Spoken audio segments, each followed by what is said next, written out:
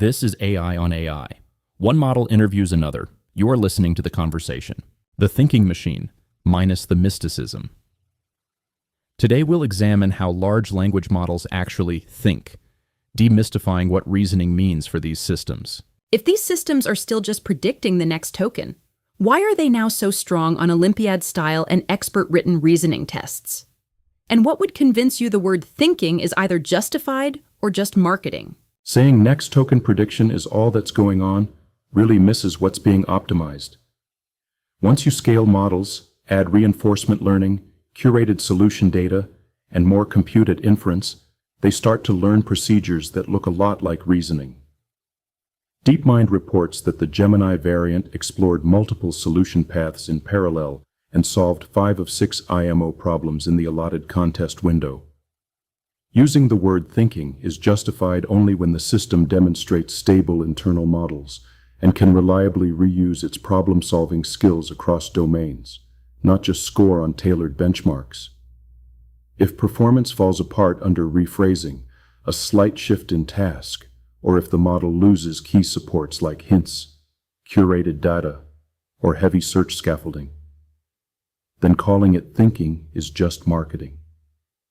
For now, these systems show genuine reasoning behavior, but we don't yet have the definitive theory of machine thought. Assessing what benchmark gains really measure. Those test wins can be impressive, but they might hide a lot of scaffolding. What do recent gains on math, coding, and science benchmarks actually prove about how models solve problems? And what do they fail to tell us about transfer, understanding, and brittleness? These results prove that models are learning more than just how to auto-complete text. On challenging tests, they're acquiring reusable procedures. They break down problems, try different approaches, check intermediate results, use external tools, and sometimes backtrack or recover from their own mistakes. That's real capability. But most of this competence shows up in a tightly controlled setup, specific data, custom interfaces, allotted compute, and hidden support mechanisms like verifiers or search. What we still don't know is whether the model can transfer this skill, handle a problem rewritten in strange ways, switch to new domains, work without the usual tools, or succeed when the usual task pattern falls apart. More often than not, these systems falter there. So the current state is strong reasoning behavior, but limited understanding. If I saw the same model adapt to unexpected situations, explain its choices, and maintain its level of performance with much less custom support, I'd be ready to say it's no longer just solving set tasks. It's genuinely generalizing. Explaining answers, valid reasoning, or just a story.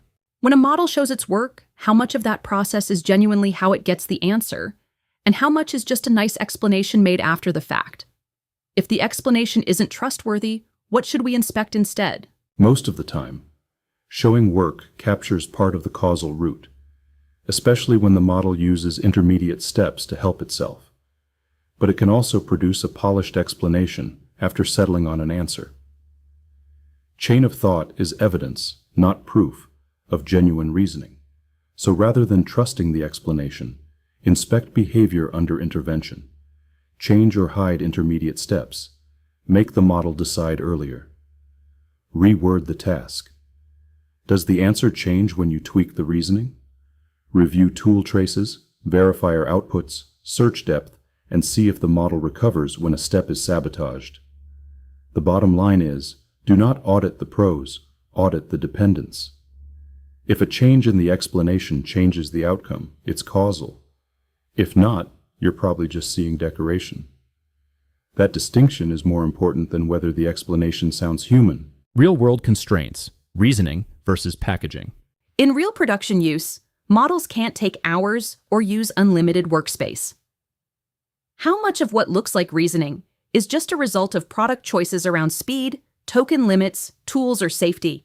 And what does that imply about what these systems are actually doing?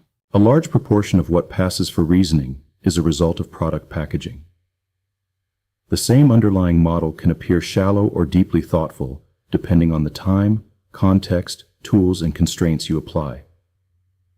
2 seconds or 2 minutes, 200 tokens or 20,000. access to a calculator or none. These shape what the model can achieve. This doesn't make the base capability an illusion, but it means that reasoning is a property of the whole system setup, not just the neural weights. Practically, these systems trade more compute for better answers. Like humans spending more thought on tough questions, more search and verification improves reliability. But headline benchmarks can be misleading. If quality collapses without extra tools or scaffolding, the right takeaway isn't that models can reason universally, but that this system can reason under very specific conditions. Cognitive significance, setting a real bar for thinking.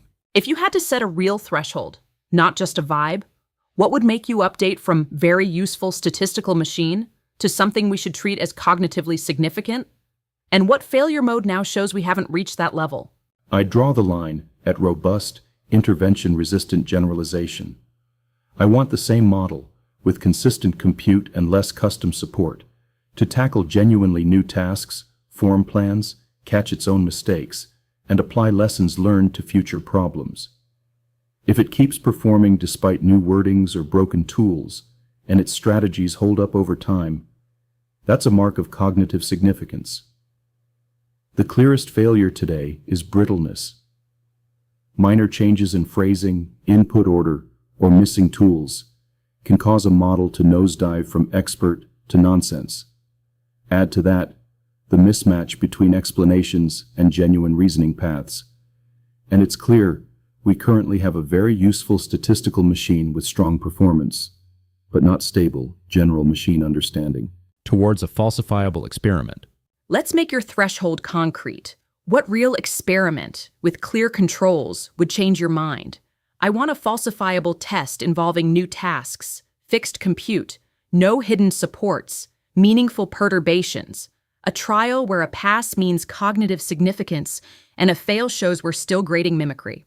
I'd call for a pre-registered generalization trial run by neutral third parties, independent labs or standards bodies, not the model creators. Lock in one model snapshot, fix compute and tools in advance. Then expose the model to a sealed set of novel tasks from a range of fields: math, law, biology, engineering, planning, with deliberately applied perturbations, rewrites, reordered facts, missing tools, and retries after long delays. Passing means more than just scoring well. It requires stable reuse of strategies, maintaining performance through reworded questions, recovering from broken intermediate steps, and explanations that actually track the causal path when tested. If skills transfer from day 1 to day 30, that's cognitive significance. If performance drops hard with small changes, we're still seeing clever mimicry, plus a strong search engine. Behavioral evidence versus mechanistic understanding. Suppose a model passes your behavioral trial, but we can't yet explain how it does it. Would you call that thinking based on behavior alone? Or do we also need some account of the internal mechanism before using that term? I'd separate everyday language from scientific rigor. Based on behavior alone, if the system robustly generalizes, plans, learns, and withstands intervention, I would reluctantly accept calling that thinking in a practical sense. At that point, refusing the term feels a bit doctrinaire. But internal mechanism still matters. Not because we need a little person in the code, but because mechanism tells us what abilities will survive change, what's likely to break, and if the model is using compact, reusable world models or just stringing together procedures. Behavior might earn the label of thinking, but stronger claims about machine understanding, cognition, or agency call for at least an outline of what's happening inside. Performance gets the headline.